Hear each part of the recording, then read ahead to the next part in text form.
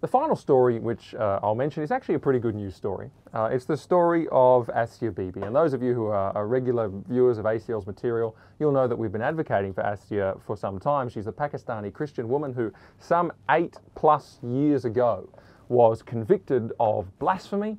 And because she said to a group of Muslim women, she said words to the effect of, "My Christ died for me. What has Muhammad done for you?" She was horrifically abused, she was beaten, and two of her political champions throughout that course, really senior politicians, were assassinated, and so it goes on. She was finally exonerated by Pakistan's Supreme Court at the end of last year, but of course that precipitated massive riots, and then she had to be put under house arrest, or she put in a secure location and guarded by the Pakistani military. And then, to placate the extremists, Imran Khan's government allowed them to lodge an appeal against her acquittal, even though that was the highest court in Pakistan, and put her on a no-fly list so she could not escape the country. Her lawyer did escape the country in fear of her life, in fear of his life, went to the Netherlands. And the good news is that that petition against her acquittal that was filed by the extremists was dismissed by Pakistan's Supreme Court on Tuesday. That's great news, but of course the riots and the unrest have blown up already. Some of those leading that movement have been imprisoned, which is great news and shows the Pakistani government's willingness to try and get this thing to go away a little bit and to get justice. But this happened a couple of days after Assia Bibi's daughters were reported to have arrived safely in Canada, where they've been granted asylum. And that's great news, and Assia has been protected by Pakistani Supreme Court security forces since then, and she says that she'll be leaving the country soon.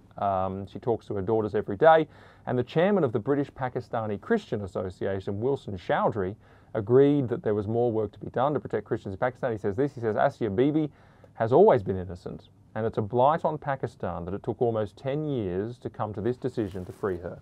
Her freedom is a massive step in the advancement of equality and justice in Pakistan.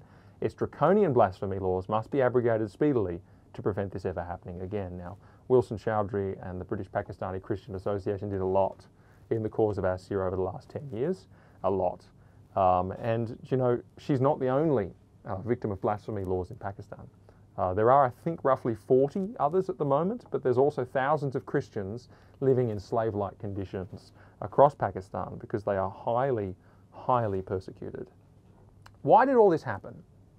It all happened because she said those words, "My Christ died for me. What has Muhammad done for you?" Wonderful words, true words. And you know, I once thought, as I looked at these issues of freedom of religion and freedom of speech, and especially as they're, speaking of Jason Tay just before, getting a little more and more in our country as well, I once thought that it was the cause of freedom that was the solution to these things. We need freedom of speech. We need freedom of religion. And there's some truth in that still, but there's something more fundamental than that. When Wilson was telling the story of Assia at ACL's forum recently, it struck me that there's so many similarities between blasphemy cases in Pakistan and discrimination cases in Australia. Some will laugh at that, but I mean things like this. I mean things like the hot indignation and anger and the mob anger that is directed against the people who are either prosecuted for blasphemy or prosecuted for hate speech in Australia or prosecuted for saying the wrong thing, as Jason Tay was, or prosecuted for something like that, or using the wrong pronouns for a transgender person. It struck me that the loss of due process was common as well. You know, due process goes out the window. They stop observing the rule of law because they must get this person who has aberrant views.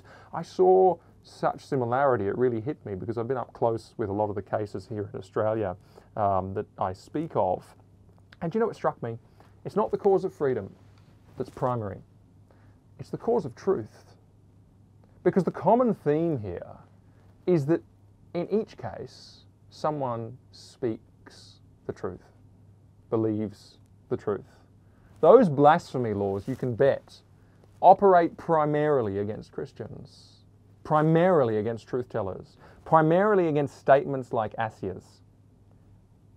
Vilification, anti-discrimination laws, they operate primarily against those who believe the truth about marriage, the truth about gender, the truth about sexuality, the truth about family.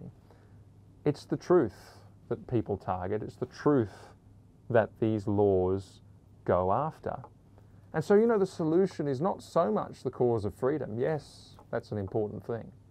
But the solution is more primarily the cause of truth. And I would say this, you know, if we want to stand against these trends, we must continue to speak the truth. We must speak the truth boldly. We must speak it publicly. And we mustn't apologise for doing that.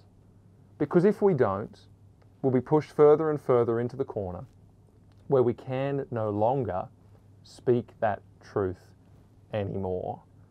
And the truth is a wonderful thing. That statement by Assia obviously pricked the conscience of those to whom she was speaking, and who knows how it's been used. And it's a statement that's been repeated around the world for a decade whilst she was in solitary confinement, refusing to denounce Christ every day of every year of that imprisonment, which she could have done at any time and walked free. She is a remarkable lady, and may we learn something from her example. Let me just say quickly too, I do want to say that the Office of Foreign Minister Maurice Payne, the Office of Home Affairs Minister Peter Dutton, throughout this process have been helpful, informative.